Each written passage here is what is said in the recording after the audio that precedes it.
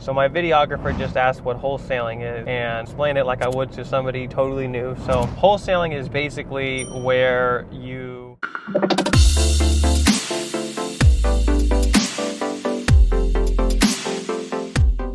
Wholesaling is basically where you essentially you get a property, like a seller to buyer arrangement, where you for example, if I was to find a property that the guy wants $100,000, okay, and it needs $50,000 worth of work, and it's worth $200,000 fixed up. Well, if I get a good enough deal to somebody else, it might be worth $110,000 to them, right? Even though it needs work. So what I can do is I can actually assign my interest in that purchase contract for what's called an assignment fee.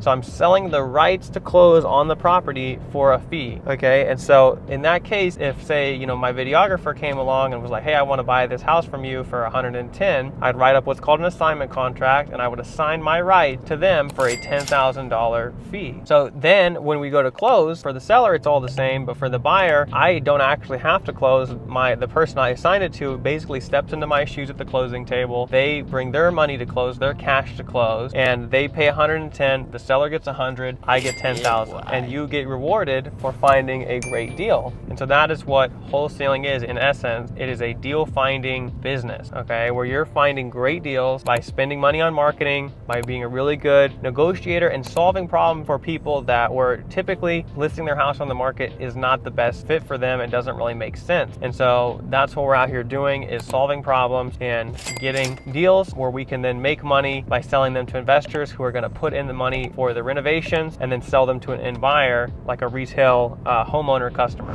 So you don't do the remodel when you're wholesaling?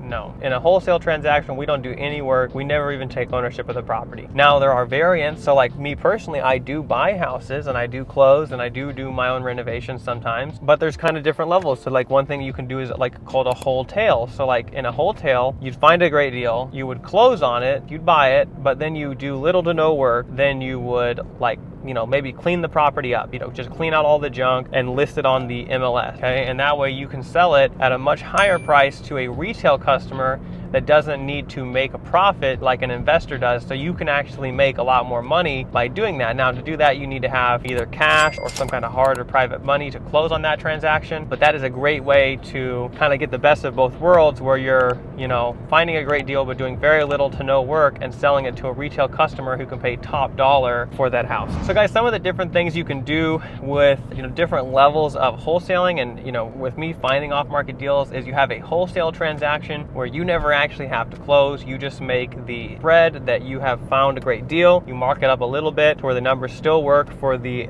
flipper that's actually going to put the money into it, make even more profit. He's going to be, putting his money up to do that. You can also do it kind of an in-between, which is called a wholesale, where you actually do buy the property, list it on the market without doing, any work or very little work sometimes. And those are kind of the three things you can do. Or sometimes we find really great deals and we just close on them anyway, right? Because then we can make that extra money that we would have made assigning it, but we can make that plus the profit we'd make from flipping it. So it just kind of depends on a deal by deal, but there's a lot of different exit strategies that you can use when finding great deals.